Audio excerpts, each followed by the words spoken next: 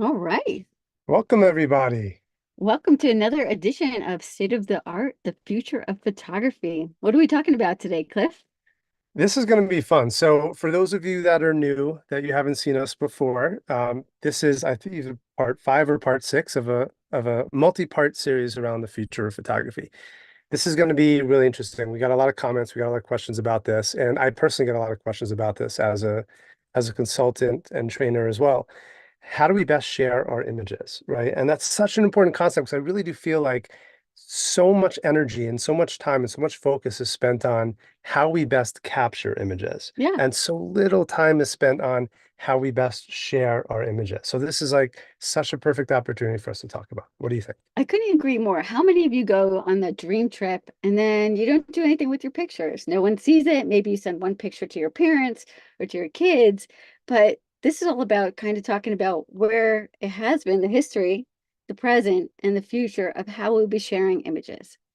Yeah, I totally agree. And beyond that, like to keep this perfectly in line with the series and what it's all about, the purpose of this is really to show the modern technology and how that interfaces with how we share our images. So how that enables us to share images in ways that maybe you haven't thought of before. And it's getting really interesting now. It really is. So that's just a brief disclaimer here, but I think it's a good way to do our presentation. Hopefully you guys can see our screen.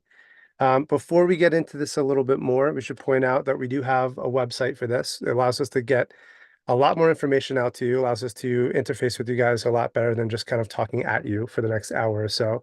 And it's a way for you guys to communicate with each other too. So we have a bunch of information up there, a bunch of articles, and that just serves as like a hub for everything that we're talking about in terms of the future of photography. So feel free to check that out. That's at thefutureof.photography. And feel free to scan that QR code. As you know, Cliff and I teach photography workshops. We're actually in our camper right now, and unfortunately, it was too sunny to go outside. We're in beautiful California, right in Alabama hills. So, unfortunately, we're reporting from inside the boring camper, unfortunately. But we are going to have an action-packed presentation for you guys. So check out that link and join up because we're going to be posting content as we start to build a community. Yeah, not a bad problem to have, right? Too sunny outside right now Too sunny. for a presentation. Okay, let's get into it. This is a brief breakdown of what we want to discuss today. We're going to very briefly talk about the history of how we share images, the current state of where we are now and how we currently share images, and just to break down a little bit about the technology and how we can improve the experience of sharing our photos. And that's really important. So we're going to focus on that quite a bit. And then if we have time and we want you guys to chime in too, we'll talk about the future, where we think this is headed, because that's really important as well. This changes quite quickly. Awesome. So let's jump into the history. Well, the history of image making started with black and white photography, and we used prints. So originally, we would be doing prints where we'd hang them up on the wall, we'd create albums. There were moments that captured our history and our livelihood. And that all transitioned and actually became a little bit more exciting when the Polaroid camera came out. Because you had that instant gratification. So now not only did you have to go to the printing place to print out your pictures, you actually can print it on site.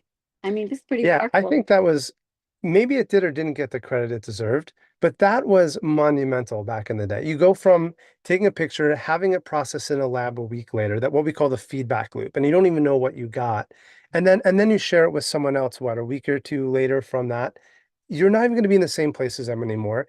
Like right here where we are right now, we have friends, we have clients meeting us for a workshop. We're going to get photos, we're all going to share them with each other, right? And this is perfectly in line with what I'm talking about. Back in the day, they didn't have things like social media and websites, and we're going to get into that, but they did have Polaroids, and that was their first way of really sharing that experience, capturing it and sharing it, and having something tangible they can give to someone right then and there. And I will say this too, we started using this again, right? We Mhm, did this when mhm. we filmed in Mexico and some of our workshops as well. And carrying one of these little things around, there's a couple of companies that make them. It's the joy that it gives someone when you have a picture of someone you just met on the street and you take their photo and you give them something tangible that Right. they can hold. It holds up to this day. And I think that's so cool because it brings a history right forward. And I think that's going to stay that way for a while. But there are other ways that we can share as well. We're going to get into that.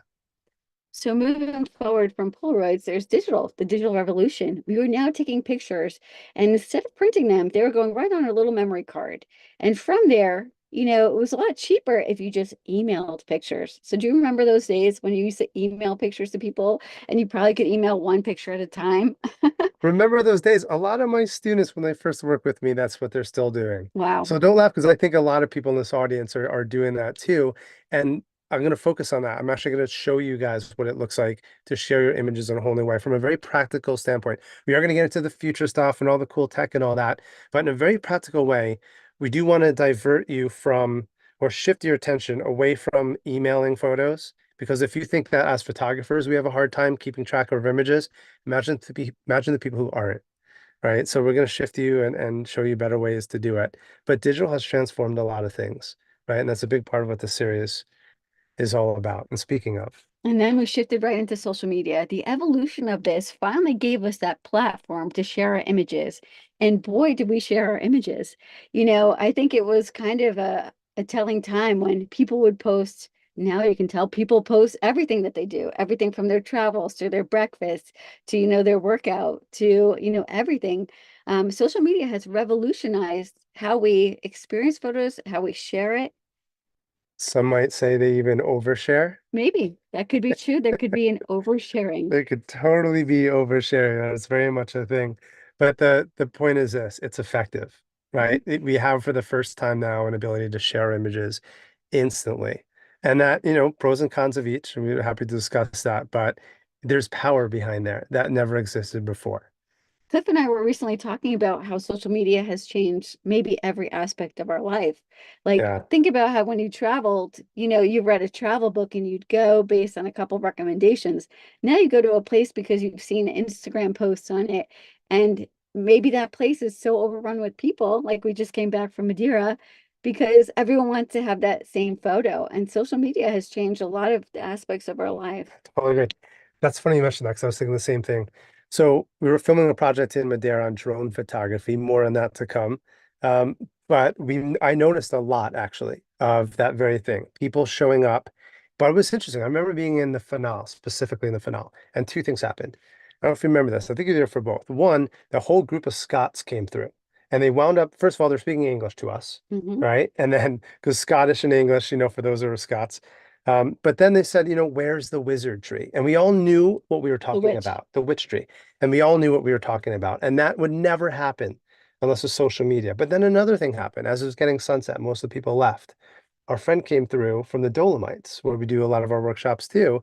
And he's asked a similar question, and we got talking, and he was there because of social media, and he showed us stuff, and we showed him stuff, and we use social media to keep in touch with him. And now when we go back to the Dolomites next month to prep for our next workshop, we're going to meet up with him. So, and there's a friendship there now. I mean, what are the odds? We knew the people he grew up with, Yeah. so there's a pro and a con of both, but social media does have impact, whichever way you slice it. It does have impact. Okay, so brief background. We want to get into some of the technology now because I think this is going to be really very relevant for a lot of people.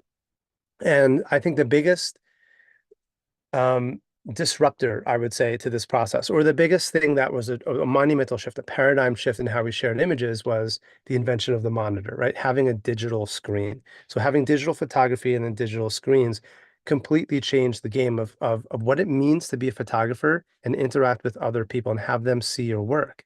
So we want to spend a little bit of time talking about this. So I did a brief little thing, printer versus monitor, because it's not just all good and bad. It's not all one is perfect and the other one is not. Um, First thing you should know, though, and this is something I talk about with my students quite a bit, reflected light versus backlight, right? It's actually two completely different processes and two completely different color paradigms, right? If we're talking about a screen, for instance, we're using RGB, red, green, and blue. All those colors create white light, so it's additive light. Conversely, if we're using print, you might have noticed when you ever had a printer, if you have a printer, CMYK, right? Cyan, magenta, yellow, and black. All the colors add up to black, right? And if you've ever tried to paint in school in kindergarten or something like that, and you're like, oh, I want to add more color, what you wind up is a brown and then eventually black mess, I had a right? lot of brown pictures in that Yeah. color. So it's very different. It's subtractive color. And in that very thing, a couple of things happen. One, it's actually a little bit difficult to take a digital photo and put it into print and have the colors exactly match. but two, the essence of what it means to be a photo changes because while a print reflects light, it can never get any brighter than the light that is in the room. So we're in a quite dark room compared to being outside right now. And more than that, most people display their prints inside, right? And more times than not, people spend the majority of their time inside in the evening hours. They're either at work or they're outside doing fun stuff, hopefully. Now, what do we have in our homes? We have these warm lamps. It's this comforting feeling. And if we have directed light or reflected light, that's reflecting all of that warm light, completely changing the color balance of all of our prints. And a lot Mhm. of people don't take that into consideration. It's not under a perfect circumstance whatsoever. If you go to a photo lab or something like that, they're going to show you a print on a daylight balanced light. But most people don't use daylight balanced lights in their homes, right? Only maybe photographers do. It drives Yeah. me crazy when I go back to my sisters. Oh I yeah. literally have to change the light bulbs and they don't even see it, but it will change the color properties of your print. Now, conversely, if you go to a screen, the reason why this is so important is because we spend so much time color calibrating our screens, right? And making sure that the colors look perfect and doing everything we possibly can as photographers to manage the color toning process. But it's a bit of a slippery pig sometimes, isn't it? It's something that we can never quite get our hands on because how do we know the monitors that everyone else is displaying is calibrated too, right? So we can get into that. I don't want to go too much in the weeds there, but know this, it's a backlit screen, so it's daylight balanced all the time. And if you don't actually, this is something I do speak with when I do my workshops, especially in the Lightroom Bootcamp. If you don't calibrate your screen, what you're doing is ensuring that your screen looks basically identical to everyone else's. And there's some drift and stuff like that there, but for the most part, you're seeing what everyone else is seeing, and that's independent of whatever the lights and the color temperature and the lamp shades and everything else. It's independent of what that looks like inside the room. So color accuracy, that's actually a very important thing. Then we have impact, right? So this kind of showcases it like to a T. We either have like the image that's on the left that's huge, right? Right. Or we have the image on the right that's on the cell phone. And that's common. Everyone's looking at their phones for their photos nowadays. And what kind of impact? We spend so many times traveling around the world getting these epic pictures. And as you can see, we look at it as this tiny little square on our phone. It's crazy to me. I remember having this conversation with Douglas Dubler. If you guys don't know him, you should Google him. He's in New York. He's a fascinating guy. He's like a mad genius when it comes to printing, and he shows me all the details and every last little thing that he's doing. But he's showing me on his phone, and I couldn't help but laugh because we have a good dialogue. Because I'm the iPhone guy. I spend a lot of my time showing people how to use the iPhone. We have training videos and everything else. And I had to point that out to him, right? So there is a potential to have enormous impact because we can print large. And if anyone's ever been in a gallery, you know what I mean. Like there's a saying in Nat Geo, if you don't like it, get closer. If you still don't like it, print it large because it has impact. But on a phone, it's surprising to me how comfortable that we've all gotten with looking at our images on smaller and smaller screens. It's not okay. I genuinely don't think it's okay because I think if you see an image large, and it's rare that we get the opportunity, but when you do, it has so much more impact, and print has that potential to do that. And how many people have gone into an art gallery and seen a mediocre picture, but it's big, and you're like, hey, that's Yeah, pretty nice. And then you think about it and you have a better picture on your phone, but you're not getting that feature. But still, like just because it's a little bit bigger, it draws your attention in. totally. You can take a toothbrush and you can print it the size of a wall, and I'll look at it. But if you go, would you ever go to an art gallery and it could be the most amazing portrait ever of someone, and it's printed 6 inches tall? Mm, It just doesn't have the impact, right? right. So it's just something to consider as well. So print versus digital, but now we have a hybrid of Yeah, we this. have digital frames. So there's a couple companies out there doing this. We were able to actually have a digital frame. It's not like a TV monitor, so I want to make sure there's a distinction. It's a little bit different. These particular ones by Mural are a matte surface, so it's not reflective. And what's cool about it is you can switch out your images. So think about, even though these might be expensive frames, you actually don't have to make any more print purchases. You could actually just be changing out your digital file by switching it in and out of the frame. So it's kind of a combination of both worlds. Yeah, and the cost, like that's interesting because it does cost a little bit to get started with it, but how much does it cost to print your photos and then take them down every few months? Or what's the cost benefit ratio of leaving them up when you're not happy with them and not swapping them out all the time? Where's the opportunity that we have to swap images out on the fly with our mood, with our motivation, with what inspires us? That to me is well worth the price of admission. So here's another example, right? The mural is one. They're actually based in New York. I worked with them for a little bit. They're great people. But this came out on the market too. And I thought this is really interesting because you can get this at Best Buy, you can get this at B&H, you can get this at a lot of different places. It's accessible to a lot of people, and it is actually a TV too. Hmm. So it's quite interesting, but it has that matte finish, so you don't get that glare when it's placed by a window, which is why this photo is interesting because you can tell that there's a little bit of a glare. But what's interesting about this photo too is look at how many frames there can be. There can be different sizes, there can be different shapes, right? And you can swap them out. That's really important to understand. So here's a few of the examples too. But imagine having an environment that you live in that you're inspired by your own work and then what that looks like to swap that out whenever you want to with the season, for instance, having an app that allows you to do that. I found to be really interesting. Like, and this is another point too. So a spring selection, right? They have an app and they have a marketplace. And this is the beginning of something I think really big. Having a marketplace that instantly shows up on your wall. Hmm. And at the moment, so this is for spring, so I put this up there. Imagine that for fall and winter and everything else. But imagine this, it's not just about changing with the seasons, imagine changing with the time of day. So when Hmm. you wake up in the morning and you're making your coffee, you can see sunrise photos, your sunrise photos, or others as well, or fine art. And then sunset, nighttime, you can put your amazing star photos up at night, for instance, and have that be your night light. I mean, that would be incredible. And we actually do have clients that do this in their homes right now, multiple monitors. We use an Apple 4K TV to do this, and it allows them to showcase their images to themselves and to others. And how you can't put money or words on the impact that has to be inspired by your own work. And I think there's something really to be said by that.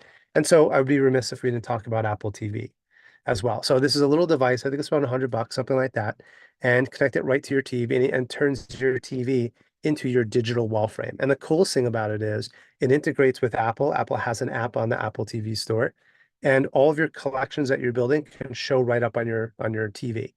So if you're having a dinner party or it's just there to inspire yourself, you can have that play in the background rather than other people's art. And I strongly encourage you to do that.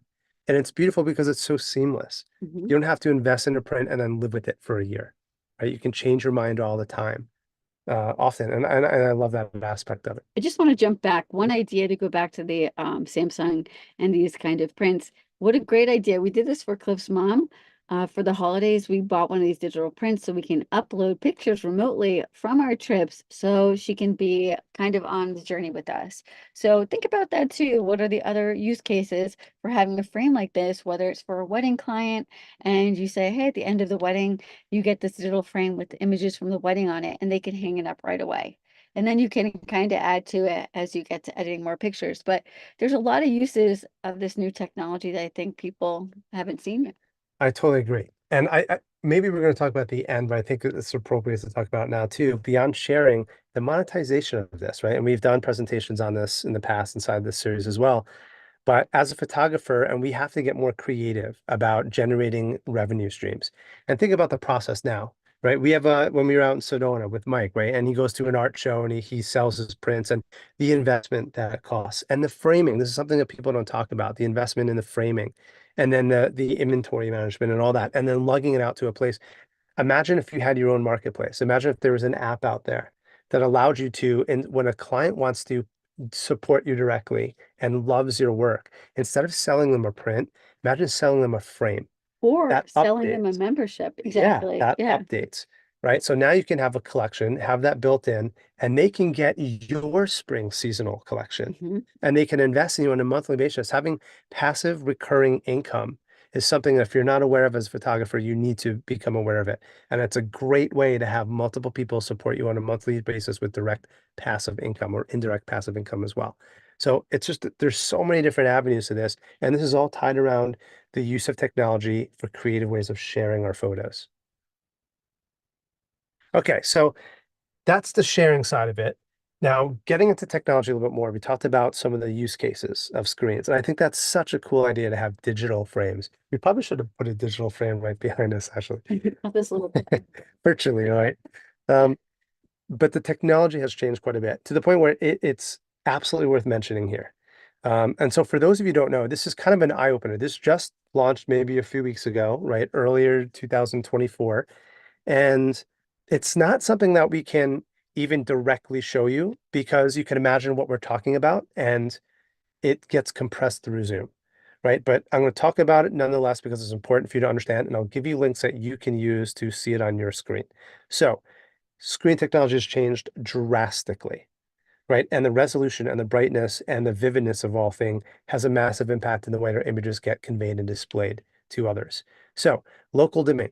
Just a very brief overview of what that means. Basically, most monitors we're used to, we can turn the brightness up and down our monitors, right? And we turn it up, it looks a little bit better, and turn it down. In fact, on my iPhone, in fact, everyone I meet, the first thing I do is turn the brightness up on their phones. And they're like, well, why do your photos look so much better? It's because I have the brightness turned up on my phone. Mhm. I really do every single time. I carry an extra battery pack because it will drain the battery.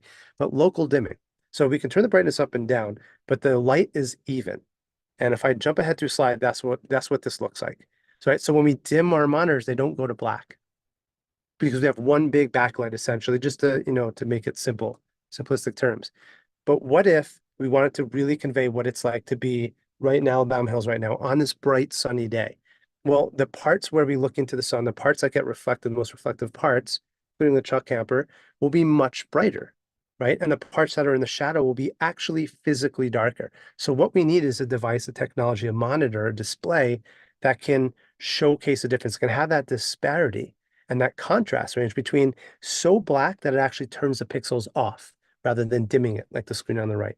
And so bright that it can actually physically make the screen brighter, massively brighter than what it can do on a constant basis across the whole screen, where the clouds are, where the sun is, where that chrome bumper is, where those specular highlights are. And it more accurately simulates, more realistically simulates what it's like to be there, to actually have the sun work the way it's supposed to, which is physically brighter in part of your screen and physically darker in other parts of the screen. Now our screens are capable of doing it through locally dimming screens.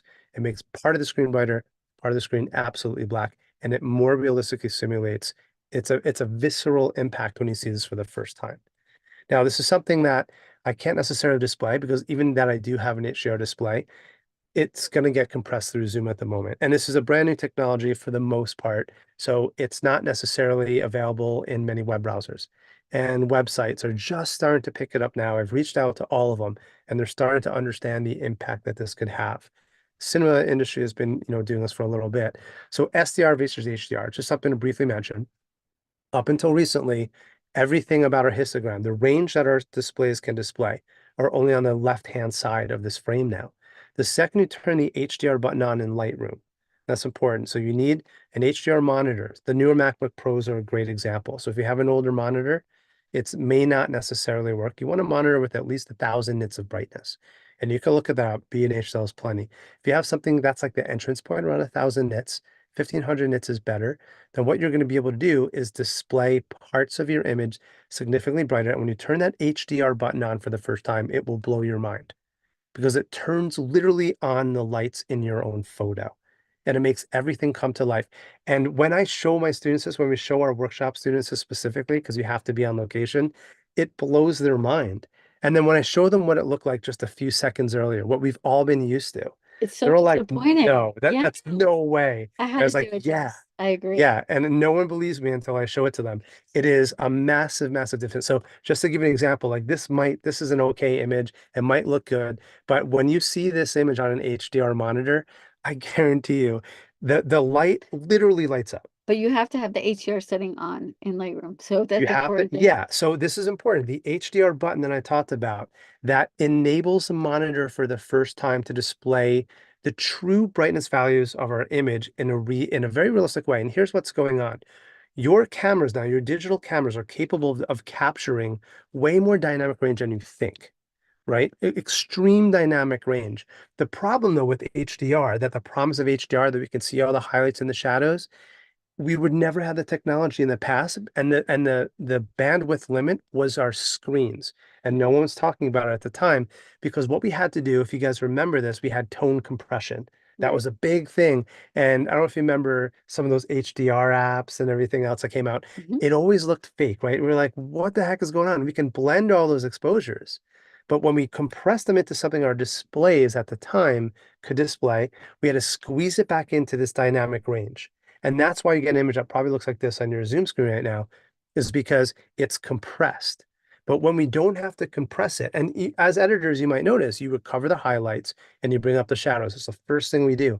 And isn't that kind of strange? We recover the highlights, all the cloud detail shows back up. Bring the shadow slider up, all the shadow detail slider back up. It's already there. What if we didn't need to do that? What if we could just leave everything exactly where it laid, the way the digital camera captured it, and then we can actually display it? So without having to recover the highlights and shadows, and for the first time, you're seeing the full range that our cameras are already capable of capturing. Even our iPhones, specifically iPhones, because it's capturing HDR photos. And you can see for the first time, it has a visceral impact. And by the way, if you have one of the newer generation iPhones, it's already doing this. It's capturing HDR photos and displaying on what can be argued one of the most dynamic, beautiful, technologically advanced screens ever created, right? That's even excessive of 1500 nits of brightness. So that's why everyone, even photographers, even on our workshops, so I'm shooting with the iPhone, and then everyone has their DSLRs next to them. They're like, why does it look so much better on the iPhone? HDR imaging and then HDR screens. Now we have that capability with your screens. If you have an HDR screen, now we have that button that will enable that power. So It's unfortunately, incredible. we don't have it featured here, but there's a button that says, how do you want to view it? And it's just show you. So that's the most important part. Oh yeah, I'll just grab maybe an image here. I'll hit D for develop. We got to update that. That's right. And then here's your HDR button here, right? You turn that on, you'll see that histogram complete change. For us, that just made it look incredible. See it? But for That's everyone else, it probably looks worse. So it's just look at the histogram for now, see, and you're enabling the histogram. for the Yeah. record, this is the traditional one, and this is the new highlights that you were able to get. So it's really powerful. So yeah. Yeah, and it will take some finesse in how we now we can place the white point and the range of tones in a much larger canvas and gives us a lot more creative control. Ultimately, just everything looks so much better. When you're shooting into the sun, you're basically your eyes almost hurt. That's how bright it can get, just like it would in reality. Yeah. Sometimes it gets too bright. I agree. But there's an Like impact. looking at There is an impact sure. there. Yeah. So to give you some follow-up articles, this is a great article that was published by Adobe. And the reason why I'm encouraging you to go to this is because they have a technology that's not technically currently available yet that allows you to embed it into the website. So you can do a before and after for yourself. Turn the brightness up all the way on your monitor and make sure you have an HDR monitor, right? So the newer XDR display, your iPhones, the iPad Pros, and the newer MacBook Pros, the M1 and beyond series. And you'll see a massive, massive difference. You'll never want to go back. Another good article is Greg Benz. He's such a great guy, extremely technical. He's on top of all of this, and he creates some really good articles if you wanted to learn more. And this is a good one. Create this article that gives you demos and allows you to test whether or not you have an HDR monitor. Okay, so this leads perfectly into the experience.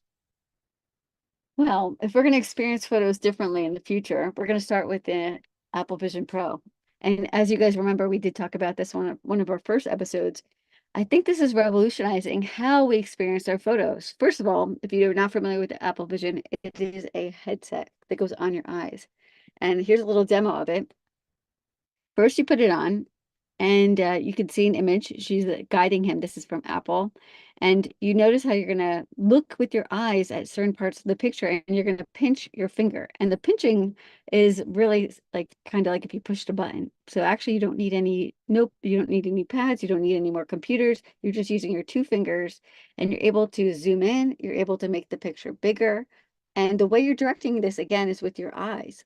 So the Apple Vision Pro kind of calculates to your eyes, and now you're able to see the pictures bigger than real life, bigger than a wall print, like basically the size of your whole picture, your I, whole room. and I love when people talk about this and they're like, well, what about the Meta Quest? What about this isn't the first time we've had goggles, you know? Yeah, but they've never looked this good.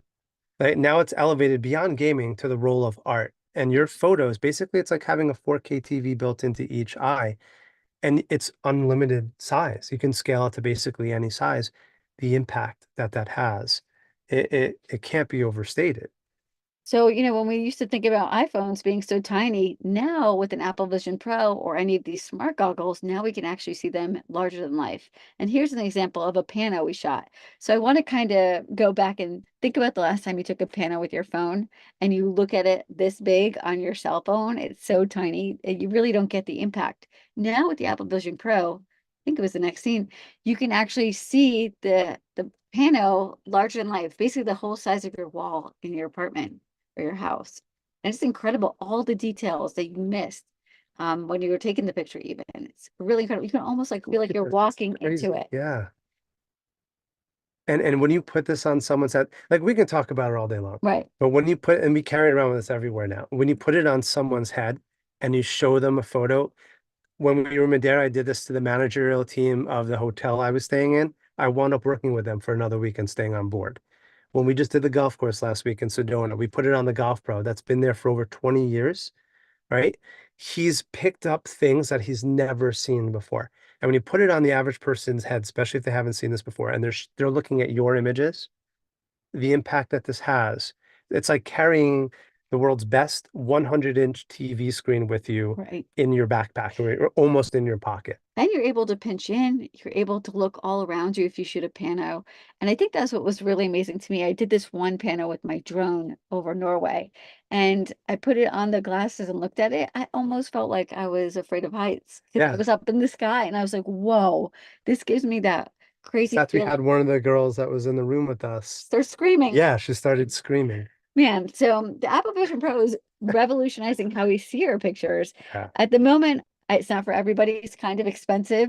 But I think if a cheaper, more affordable version comes out, I think it'll become more mainstream on how people can see and experience their pictures. But not only pictures. I don't know if we And video as well. But video. like even before it gets mainstream, think about that. There's a window of opportunity there to have a level of impact when other people are not doing something. And that's something to consider. We've totally leveraged that in several times Sure. with our commercial clients already and seen the results of this. It's quite impressive. You could even use it for spatial computing, or commuting, Commuting. Yeah, you computing. probably So you can actually have multiple screens up. So you could have your photos, you could have your Lightroom editing, you can have a website browser, you can even have a little chat, you can have an instructional video up at the same time, and you could be doing all of this all from your living room and have all these screens all around you. Yeah. And another practical example, flying back and forth to the film projects. I'm not flying first class yet, maybe one of these days, Next time. but everyone's been in that position where you want to work on your laptop, but there's just not enough room. And you don't want other people just over your shoulder anyway. You put this thing on, it projects your monitor above on a much larger screen, and you're the only one in your space editing photos.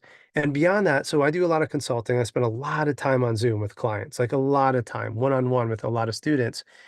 And I'm working on the road a lot, so I only have my 16-inch MacBook Pro with me, but a lot of my students are using these 32-inch monitors. So what happens is when I'm using Zoom, it compresses into that screen, and it's very difficult for me to see the little text on the screen. What I started doing since I got the Apple Vision Pro is projecting my monitor back up on top of it, so virtually. Hmm. And now I have a 40, 50, 60-inch monitor, whatever size I want, 4K resolution, and I can really see on a larger screen than my students have. And then at the end of the session, I can pack it back in, have my little laptop, and I'm on the road again. So there's a lot of impact here. And then having multiple screens from editing. You can have a reference photo here, and then your editing suite up over here. Uh, there's a lot of potential, a lot of potential. We're just scratching the surface with this. Another interesting feature that it has is called spatial audio. So for those of you who don't know what spatial audio is, it creates the perception of sound coming from different locations, different distances, and it mimics the way we naturally hear sound in the world. What makes it so special is they have something technology called head-related transfer function. It refers to how you perceive sounds and how it strikes your body. It depends on the shape of your ears, your head, and your ear canals. And the reason how it works is they actually scan, when you put the goggles on, it scans your head. So that's how it knows how to perceive sound. And it really has a giant impact. So there's something with the with this goggles is that you can actually feel like you're in the recording studio with Alicia Keys. And it's so cool because you're standing there and you can hear the drummer over here. You could hear Alicia Keys walking. You could hear like this one person typing on a computer weirdly in the corner. But there's like a lot of really different sounds and it feels like you're there. It does. Even if you close, I remember the first time I got these microphones, these headsets that had the microphones built in, and the microphones are built into your ear canal, as Susan said, because it's the shape of your ears make a big impact. And one, when the artists are recording this, you can look this up on YouTube. They have a dummy headset and they put the microphones in each carved ear. and it will carve the sound out differently and records it temporally. And I remember when I got these, I walked around and heard myself walking in the streets of New York. I remember sitting in the subway and just listening to the Mm, trains go by. mm, And then I went to it was some sort of photo show somewhere. I think it was I can't think of the name of it right now, but I went to a photo show with a lot of photographers. And just as a test, I started putting it on their ears and showing them, and they were like startled just from sound. And when you can do that with sound, and we didn't really talk about the three-dimensional aspect of using goggles, Apple Vision Pro specifically, but others as well, and you combine the spatial audio with the depth sensory, you know, feeling of having three-dimensional audio and either video or photos, it's completely, totally immersive at that point.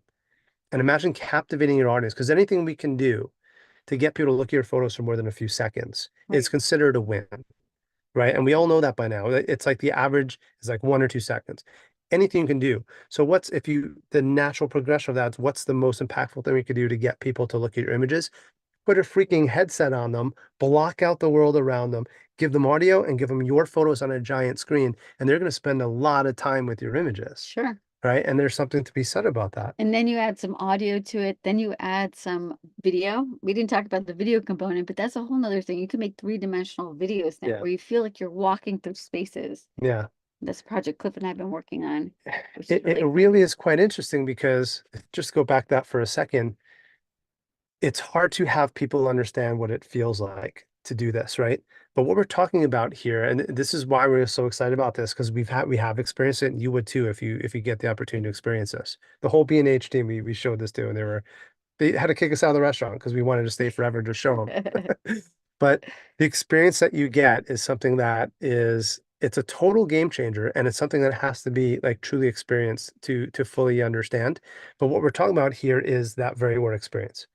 We're shifting now. We're right at this like precipice of the ability to have a complete paradigm shift in from sharing your photos in a print form or in a digital screen to experiencing them. To being immersed in them, Yeah, even more powerful. yeah, Not just experience, being immersed in your scene. yeah. So Cliff and I go to a lot of beautiful places, and it is our goal to share that with everybody. But unfortunately, we can only take 12 people at a time on these adventures, or we'd love to take more.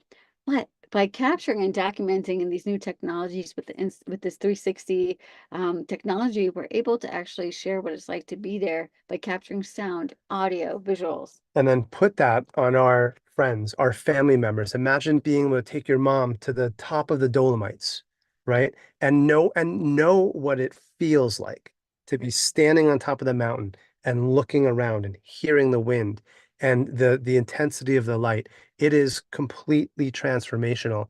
And that alone, beyond how cool this all is, to be able to transport my mother into a scene that we've stood who can't make it, like that is worth the price of admission Surely. right there. And think about your loved ones and think about generations from now, Hmm. right? When we look back at our old photos and they're black and white old images, and then we have color photos. And it's totally okay for us to have black and white photography for decades and decades and decades until we had color. Imagine what generations from now will be able to look at grandma, great grandma, and be there when she blows out her birthday candles, Right. or to be there when grandma was 5 years old and playing in the backyard, like in three dimensions. That would be We'd have to powerful. go back in time. But you would feel it, right? Okay. That's the point. You're not looking at a little photo. You're hearing her voice. You're seeing her play, and you're looking around. It is an immersive experience, and in a very authentic, tangible one. Not just it'd be a cool display. It has real impact. Okay, here's another example. So I want to talk about four-dimensional. Let's anchor time and motion. So with technologies like drone, we're using drones and 360 and hyperlapses and time lapses, we're able to combine all those things to really capture a mood and a moment and an energy of an experience. Yeah, and this is something that a screen can't do. This is something that a print can't do, right? We're Right. kind of stuck in time. And there's a powerful component of the idea, the notion that we're freezing time. But there's also a powerful component of us to play with time as well. I think that's really important for us to understand. So having the ability to introduce motion into a scene, incredibly powerful. All right, so let's skip forward a little bit. how do we share these images now? How do we have all this new technology? We have all these capabilities, and this is now, right? This is really, it does feel like we're living in the future. How do we best share these images? Because this is a very practical conversation, and this is something that I deal with my students on a daily basis on, especially when I do the boot camps, is making sure that they're prepared to best share their images. And I see this still, a lot of people that are emailing their photos. And I can promise you, even if you can squeeze a few images in an email, the person on the other side of the email has no idea what to do with them. And beyond that, they'll never find them again, and they'll never be able to share it with anyone else. What if we can change that? Right? So let's go into Lightroom here for a second. I put this collection together, and all I did is grab the few images. This is from a Norway trip earlier this year, and I put it into a collection, right? So all I had to do is hit this plus icon, create a collection, and I added these to a collection. That's what you're seeing here. Now, when I do that, you're going to see the option to sync with Lightroom. So you want to be using one catalog, something I can get into a conversation another time about. But when you do that, you're syncing with the cloud. You're not syncing with everyone else here. You're syncing with the cloud. What that means is your images, everything on your computer that you've ever worked on, is available on all of your devices. Now, from there, you're one click away, which is this button here, make private or make public. You're one click away from sharing that with everybody else. So every photo, you don't have to email yourself images. I still see people doing this. You don't have to airdrop yourself photos. This is a much cleaner way to work with your files. Create a collection that shows up on your devices. And even beyond that, you can download the images to your devices. So if you're on an airplane and you meet someone interesting, if you're in a restaurant or a business meeting and you want to share your files and not wait for that loading symbol or you don't have service, this is immediately available. And then you're one click away from sharing that on the web, which is a really, really powerful concept. Now, a few things that you should know about this. One, well, it'll take a few minutes because we just loaded this now. It'll be there. But one, it's dynamic. And what I mean by that is you can add photos and you can remove photos at any time. You can edit photos and that will populate. So you don't have to continuously resend photos. I This do is this for super clients. helpful, Yeah. For clients, that's amazing.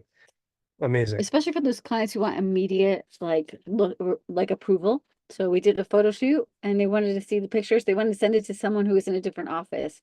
We had the pictures by the end of the day. Even like while the shoot was happening, pictures were being uploaded from Lightroom to the gallery so they could approve the way the product looked. So it's Yeah. really powerful to use this tool. And I've done this often. I used to work with Google when I was back in New York quite a bit, and they had a team in California that was approving the images that we were shooting in real time, giving me comments. I can edit them, post them back up to the same website, and everyone has the same link. So really powerful stuff. This is a much better way. If you guys have questions about this, I have plenty of training on this.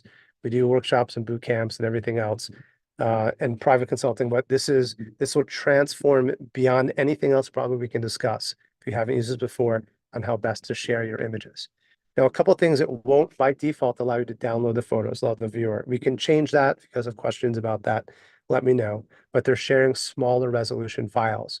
Right. And beyond that, you don't have a lot of flexibility for white labeling and stuff like that. So for a commercial application, for those of you that are professionals or aspiring to be, I integrate with SmugMug, and that's why I have this open here. Right. So what I would do is I'm going to take these same four images, I'll hit the same plus icon, and I'm going to just create another gallery. Right. I can create a publish folder, I can create a gallery here. And right off the bat, you're going to notice that this looks very different. I can't get into all the details, but there's a few that I'm going to point out. Right? One, we can customize the URL. So now we can white label. This is important from a professional standpoint. So when I deliver images to my clients, it has my name and my website, / their name and the name of the project. Right? We also have the ability to hide the owner, make it web searchable or not, guest uploading, which isn't a commercial standpoint, but if you're just out with a weekend with your friends, or we do this actually for all of our workshops now, right? Everyone wants to share images. We have a big airdrop party, but if someone missed the boat and people are editing their photos afterwards, we create a collection side of SmugMug because it works on every device and every mobile platform and everything else. And then people can upload all their photos to a shared gallery and then download them as well, right? We can password protect it. Can't do that inside of Lightroom. We have photo protection. So this allows you to choose a smaller file if you're going to send it to a client, let's say, for instance, before they pay, or you can allow them the full resolution files, something you can't do. It's a big distinguishing marker between that and the native Lightroom catalog.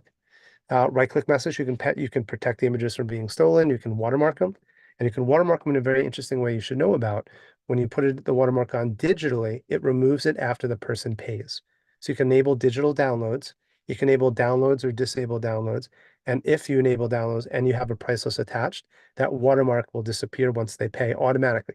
You don't have to re-upload photos, re-export photos, all of And you that can stuff. print straight from SmugMug. They go to a couple different galleries. I think some of them are White House Publishing. Some color, Bay Photo, which I love. Yeah, There's a few they use a options. Yeah. bunch of different organizations, so you can just they handle the back end. Someone prints an order, all you do is you get the paycheck. Mhm. I mean, it's pretty. Automated order fulfillment. You literally set this up, set it and forget it, and you can get emails. I've gotten emails when I woke up in the morning that I just have money in my account, someone purchased the print, no interaction with them. They knew exactly what to do, and it's a great way to build an archive for yourself. So you can have your portfolio be your top 10 images on a certain topic. And then for those who are pre-qualified now, it's like getting a greatest hits of your favorite band. Now I want to see the discography. I'm really interested in this band. You give them a way to see more of your images and a way to support you as an artist as well to allow you to purchase the prints directly from you. So, and all this gets integrated directly inside of Lightroom.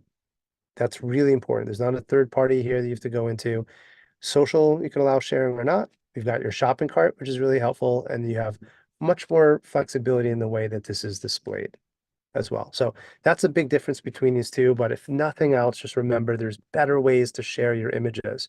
I guarantee you, if you try this, I think you're going to be really happy with it. Okay, let's go back in. We talked about Lightroom, we talked about SmugMug.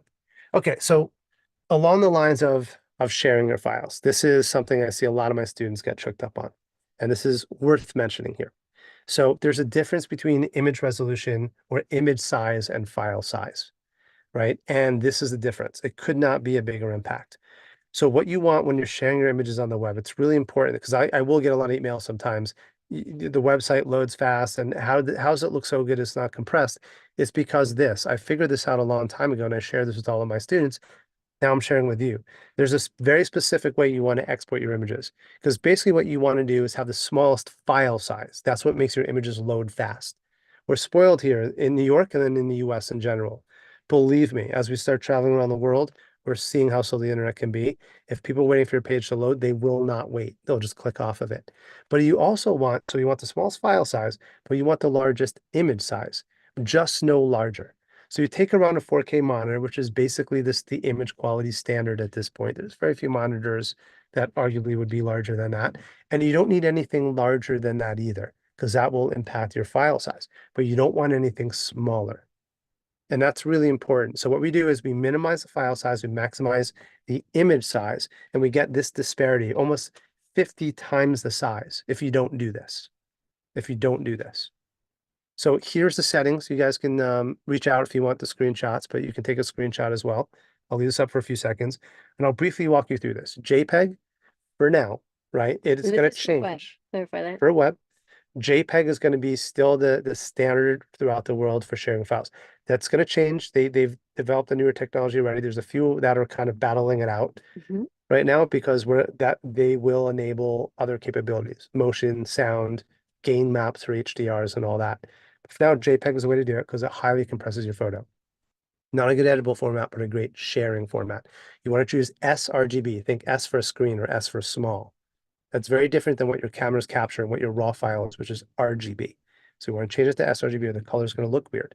Here's your image size, 40. You don't want anything smaller. You don't need anything larger. Like that, it'll be imperceptible the difference in the image quality. Anything below that, you will see a difference. You want to resize to 3840, which is basically 4K, right? You don't need anything larger than that. Don't worry about the resolution. That literally doesn't matter when you're displaying it on the web anyway. It'll always occupy the size of the screen. So literally no difference. Just Google it if you don't believe me. And then you want to sharpen for screen because we're resizing. There's an extremely advanced algorithm that happens. And I love when something's so advanced, it becomes simple. That's exactly what this sharpening algorithm is. So these are the settings. Now, if you're going to print, you need to change a few things. So it's surprising to me how my clients don't realize this. Even for commercial projects, can you deliver the images? How do you want me to deliver them? We don't know. So I deliver them in 2 folders instead of a larger folder, one for print, one for web. They might not know why, but they'll appreciate it. Right. So for web or for print, for instance, you can do JPEG or TIFF. That's fine, either one. JPEG will be totally fine for most printers as well. They actually prefer it for them. 100% because we're doing print now. And then you can do Adobe RGB, which gives you a larger color space, right? We don't need any larger than that, by the way, because the printers aren't going to be able to aren't capable of doing it. We don't need to resize, so we can keep that as. I just kept that little window up because this is where you do want to change the resolution. So that number, that 300 DPI, is what tells the printer how many pixels to squeeze in, and that will actually change the size of your print, right? So that's the density of the dots, basically, the resolution. And so 300 DPI is a good standard, right? So you want to keep it at 300 DPI. And then when to sharpen for paper or for matte, whichever one that you're using, standard's typically fine. So again, you can take a screenshot. If you do that, you'll be happy you did. Your website will function a lot better. So let's talk about the connection. So altogether, we have the influence of social media. So think about how social media has changed our lives. When social media came about, there was the instant sharing accessibility of our photos. Think about that. But finally, you can send and share your pictures instantly. Users are generating content. Like we said, people are maybe sharing too much content with their breakfast burrito and their last trip pictures and their outfits for the night. But it's still influencing the way we do pictures, engagement and interaction. The way we engage with each other is now we look at the end of the day, I have to say I'm guilty. I'll look at my Instagram. Did anyone like my picture? I mean, we're all guilty of that, right? How many likes did I get? I mean, I don't overly do it, but I do check. Or comments, like, did anyone leave any good feedback? Or, we are totally changing how our lives are run based on our approval from this influence of social media. It's really powerful. And also now there's an influence culture, meaning people get jobs based on the pictures that they take. So if you are a cute young girl and you are wearing a certain outfit, you can become a brand ambassador and people will pay you money to wear their clothes and take pictures of yourself in those clothes. It's amazing the influence social media has had and our experience of photography. So that's kind of what we're talking about here is how we're experiencing photography differently. Back in when it was film days, no one was taking selfies all the time because they didn't have a way of sharing it. You had to take it to the printing press and have someone print you a picture. But now you can just take a selfie and post it instantly. It didn't cost you anything. And you are instantly getting that feedback loop of likes and comments on your pictures. So it's really changing how we experience taking pictures. For good and bad, for sure. It can be a power for good, but first of all, this is a dangerous game to play, right? Because you're branding yourself on someone else's platform. They can remove you in a heartbeat. They can change their rules of play in a heartbeat. They can change everything. They can enable and disable anything at any time. You have no control over this platform. The best thing you can do is use this as casting a net, as a discovery. This is what they call a discovery platform. But it is not where your images, where your brand belongs, Right. right? Where it belongs is on a website because you control that creatively, but you actually technically control it too. They can't shut you down. They can't take you down. They can't change the terms of service and say you Right. can post that. Look at how That the is enormous. transition has happened over time. Instagram used to be all about photos. Now it's mostly about videos. If you look Yeah. at your feed, every third picture is a video. And the only way you get more interaction and more attention is if you're posting reels. So it's really interesting how social media and companies like Facebook and Instagram can change your whole brand and your whole Yeah. what you're creating. Like So I create content for social media. Like Cliff's like, why are you making that video vertical? It's like, well, because I want to post a reel. Can you imagine if you would have asked someone 10 years ago, video is horizontal. yeah. Now the majority of people shoot video vertical. Strange. We'll see how that plays out. But case in point, the only reason we did it is because Instagram decided this was too much. Rotating a wrist, so you can see that pano full screen, so you can see your video the way it's designed to be used. That one decision that they made has changed the entire culture of how we share images. Think about another decision that they can make. So you use this as a discovery platform so that you can build your own website. All right, and that's something we don't have a lot of time to get into today. Maybe we can dedicate a whole, in fact, maybe we should dedicate a whole video to just how to design websites for the photographer and options out there, right? I mean, the technical considerations, creative considerations, but this is where your brand lives, right? So I brought this up to show an example. I'll see if this brings up maybe I have an app that kind of disables so it doesn't take up the screen bandwidth. This is one of my students, for instance. but this is what a gallery should look like. Full screen images, like beautifully curated, gorgeous images that you're proud of. And it's a simple thing to do. So don't think that just having a social media platform is enough. You really want to take a little bit more creative control of how your images are displayed, and people will appreciate it. And then you can drive traffic. You can send them to social media back and forth. You can order prints. You can set up SmugMug like I do on the back end of my website. So when they go to order prints, for instance, they're going to be taken to my SmugMug page where they can have automatic order fulfillment, right? So here's another example of why the websites are so important, and SmugMug specifically. We have a client that we just got back from Sedona with, and I took all of their images, including ours, and I built an archive for them. This is something that very few platforms allow you to do. SmugMug allows you to do. It's called Events, and it's designed for photographers who are shooting weddings, but I repurposed it.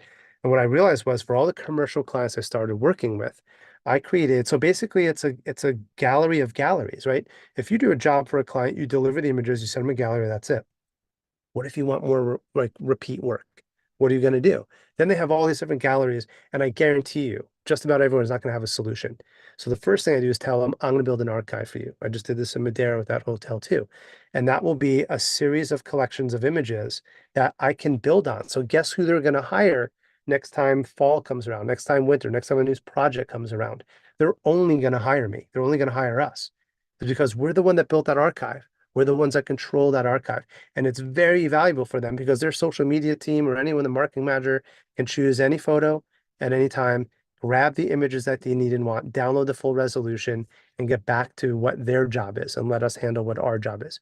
So we're solving problems with this. And it's a very powerful concept, and surprisingly, very few people I've ever come across do this. And this, literally the photos that we took last week, Right. right? Here they are. We can deliver these images to them immediately.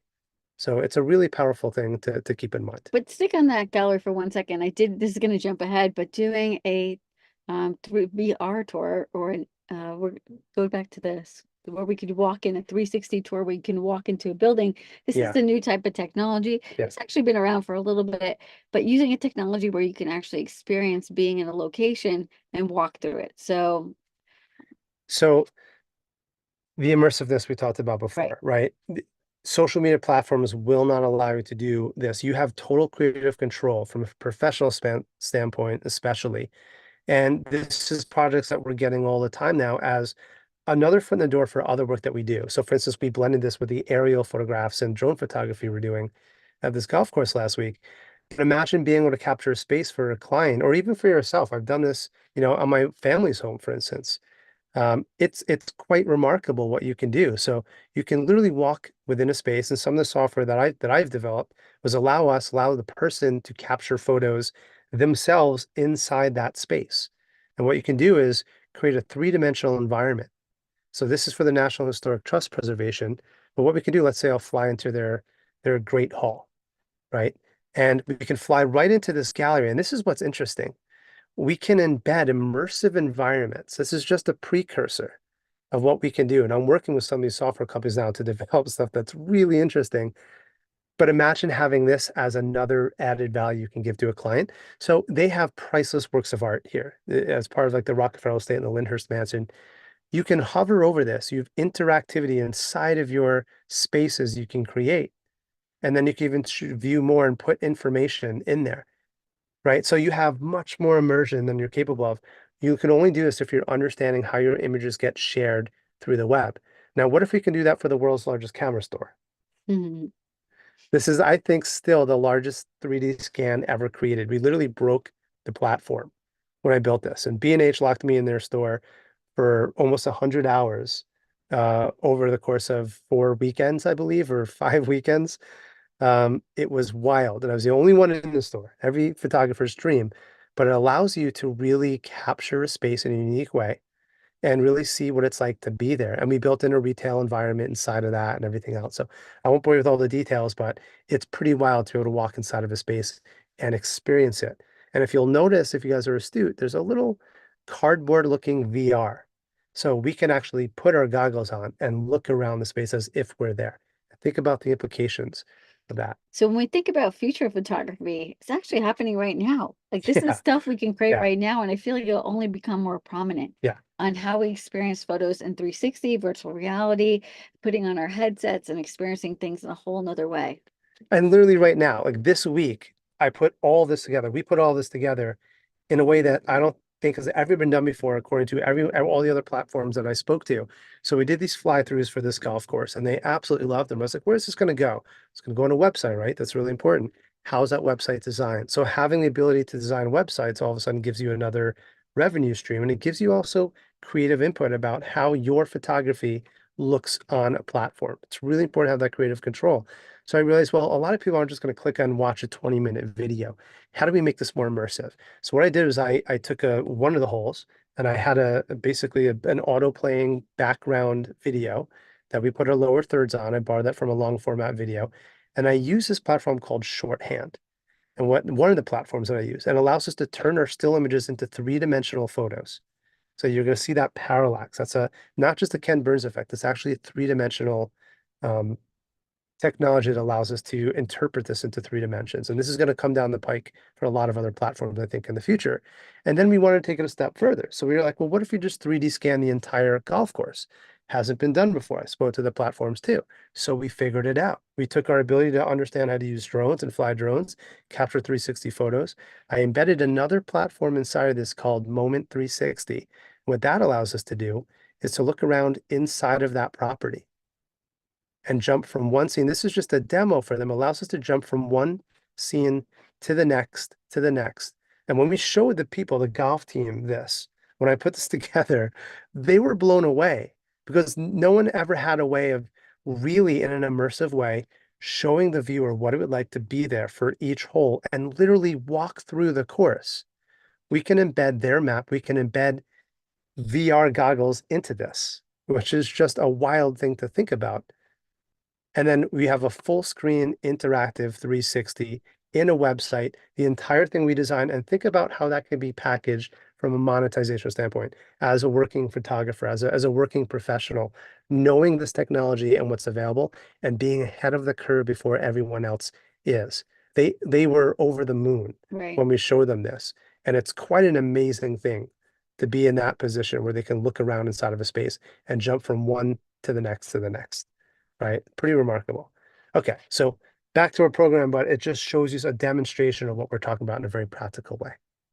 Well, we're still talking about the experience of photography live streaming. I mean, this has really revolutionized things because it's immediate. You get to live stream like we're live streaming right now. You could talk to us right now. It could be a one-on-one conversation through chat or through, I don't know if we could enable the like Zoom link to talk to you guys, but we can have immediate conversation. We're interacting right away and it's very engaging. So live stream has changed the way we experience the immediacy of sharing. It's really People amazing. expect that, the Yeah, immediacy now. Can you just send us a few images right away? right, If it didn't happen today, it didn't, it's in the past. right. Virtual galleries. So like that 360 gallery that Cliff just showed you, this is now a thing. You can actually have a virtual gallery of your work. People can go online, they can use apps and look at your pictures through apps. They can use 360 goggles or the VR goggles. And you could even have a gallery showing with your friends of just you guys interacting and having, whatever work you wanted to have on a virtual wall. So it didn't cost you anything to print your pictures because it's actually all done virtually.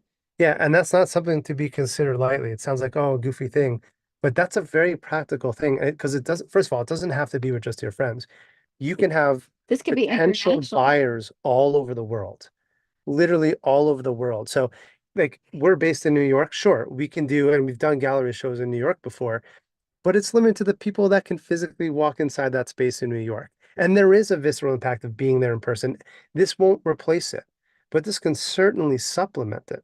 And there's some actually benefits of using it because you can even have the artist talk over the picture. So let's say there's an audio component. Yeah, So you go to the one augmented picture reality and components. then Yeah. you hear like, oh, this is Susan's favorite shot from the Dolomites. It was a really clear morning. The sun was rising over the mountains, the sound of the birds. Maybe you can include audio to the picture, and then the people can actually feel like they're there. Or we do a drone show, and everything is a 360 drone shot. And then you could actually feel like you're hovering in the sky, and you get the experience of these things. So you can actually share globally your work, and you can share and have like your own little shows and Yeah. maybe make some extra money with this kind of Your audience is limitless at that point geographically. And to go beyond that, you can have a physical space, right? So that's important too.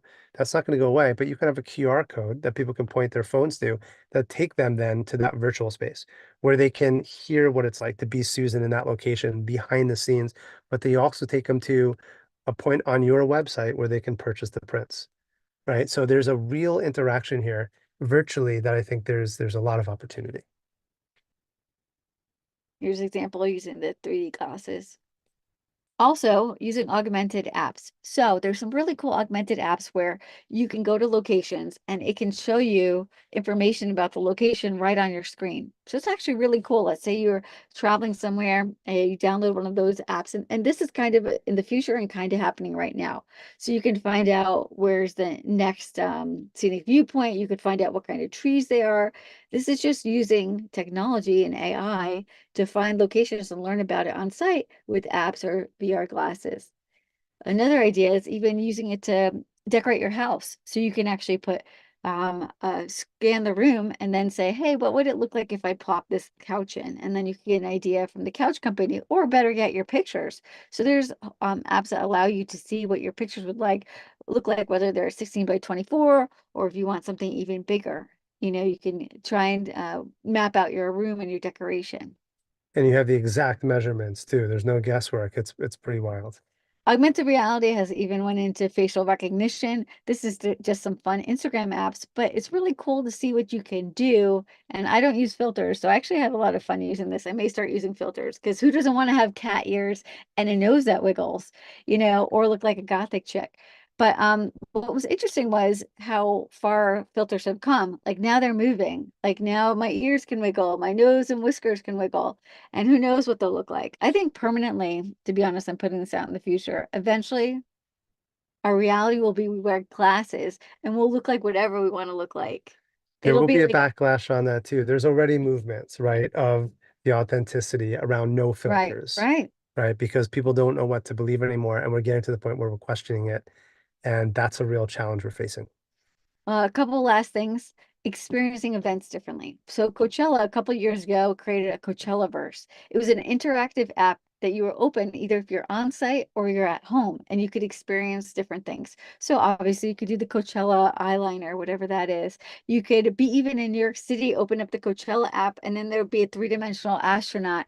And lastly, even some augmented reality of some things happening over LA. So think about how these kind of new technologies can experience your life just by looking through some apps or looking through some glasses. Even if you can't make it to a festival, there's an app called AR Fest Lens. So I kind of get annoyed at this. People go to festivals and concerts, and the whole time they're screening through their phone. Yeah, they're living life vicariously through themselves. And I hate even talking about all these things that I just talked about because I want to put my phone away. Yeah. I don't want to look through life through my phone. Yet these apps allow you, if you couldn't make it to the festival, to experience like you're looking at your phone through at the concert of the concert. So it's kind of interesting. I wanted to just mention it because technology is moving and changing, and it's offering opportunities that maybe we couldn't have gone to, like going to this concert. But it Which I think is terrible inside of a phone. But that same thing inside of a VR headset could be really cool. I agree. would be really interesting if you just can't get to that U2 concert at the Sphere, Right. or you're physically enabled. There's so many, factors that we're not considering here to be able to see your band when you just physically can't get there and experience it, not through your phone, but like in a very three-dimensional augmented reality, spatial audio way. Right. It opens up opportunities for people. So let's just tap on the future. I feel like the future will continue to be these immersive experiences. Everything we've talked about, from 360 vision, VR glasses, HDR monitors, everything is kind of excelling at rapid speeds. Even I think there'll be obviously the more AR and VR, but AI will help us collect our images differently. So this is on a different side note. When I open up my phone on Instagram, now I'm able to create or open up my phone and look at my photo gallery. I'm able to create collections with AI selecting, hey, you want to see all your pictures of you on your last trip in Maine? Yes, so it'll create a little collection. AI is going to help us automate these things and make it a lot smoother, and help us with tagging and collecting images. So for me, my take on the future, it's interesting. We described a lot of the technology, right? That's capable now and that will be, getting better and better and better in the future. But really the future is up to us. And what I mean is by that is it's up to the artists. That the engineers come up with the technology, and it's always kind of like a running joke because every time they do, it's always artists that take the technologies to a whole nother space. And now, and we're in no different position now. It really is genuinely up to us, just like we were showing you how we took the 360 drone photos and I found another organization that allowed me to embed that interactivity into another organization's website that allowed me to create three-dimensional full page scrolling. And it created a real value that never existed before. And I've never even seen that before. That's what I mean by creative potential. So the future is completely undetermined, but it's not really up to us and even us to predict. It's up to us to create. Mhm. We're not sitting here passively saying, oh, I wonder what's going to come next that we can use. In that very real way, their future is here because it's up to us to create that very thing. All this is available to us. It's up to us to create that. I'd love to see what you guys create for the future because everything's at our fingertips. If there's one thing that's a takeaway about this presentation is there's so much potential. It's all at our fingertips. And it's really up to us now with all that potential to use that for creative means to create something really valuable and interesting. So, if you guys would like to learn more and keep up this conversation going, join us at the Future of Dot Photography. Scan the QR code, join our community. We're going to be posting some new sites. I love to post articles that I read that are kind of about Yeah, this it's upcoming important to technology. stay up to date. And we do that because we want to keep up to date for you guys, but also because we think it's really exciting. So we hope this has inspired you guys to keep on sharing your images and think about new ways to share them. Our next presentation will be about beyond photography and beyond, um, what is the title? All the different tools that are Yeah, available all to the us different things, beyond whether just photographs. So and how AI is affecting every asset of our life. So it's really exciting. I'm really excited about the next presentation. And also, there's a lot of updates coming up that we didn't have time to talk to yeah. today about Photoshop updates, Lightroom Oh yeah. updates, Midjourney updates. So tune in for that one. Anyone have any questions? I don't know. Let's see if we I can know get. we don't have a moderator, so we'll have to look at that. But I'd say well, let's stop our sharing first of all, so they can see our I don't faces. see any chats. Yeah, So I think the chat they were moderating on their end. So we can leave it at that. But if you do have questions, we love to be resource and help you out. Like we said, go to the future of photography. You can look at that QR code as well. And you can feel free to interact and engage with us if you do have any questions at any time. thanks All for right. having us, B&H, and we'll see you next time. Take care.